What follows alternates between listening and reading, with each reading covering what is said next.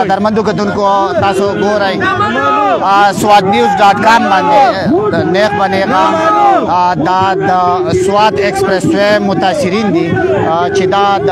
کابل تانا بریکوټ متاثرین دي هغه مټی ته راورسېدو. تاسو ته معلومه ده چې هغوی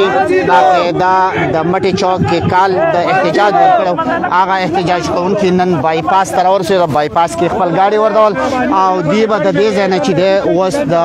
ریلي په شکل کې مټی چوک ته ځي ADC ریاض علي صاحب هغوی هم را رسېدلي دي. قدرمندو کتونکو تاسو ګورئ څه مظاهرین چې دي هغه د مټي په چوک کې ولاړ دي او دا موټروې نه منو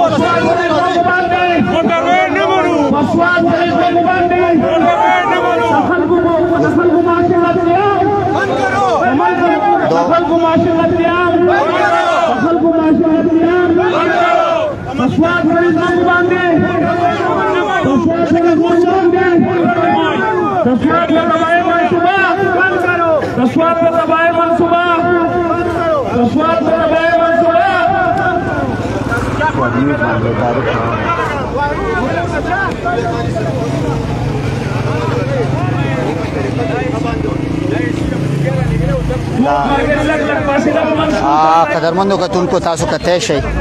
د سواد نیوز په کرښه باندې نیغ په نیغه تاسو ګورئ چې کابل ننګولۍ باندې کوزه باندې بره باندې ډیری دا د هغې متاثرین دي کوم چې د ایکسپریس وے په پټو باندې د هغوی موټروی راځي او هغوی دا مطالبه کوي چې دا زرعي ځمکې دي او موږ د دې خلاف یو د دې موږ مظاهره کوو. تاسو ته د یاد دی چې دا نن څلورمه مظاهره ده او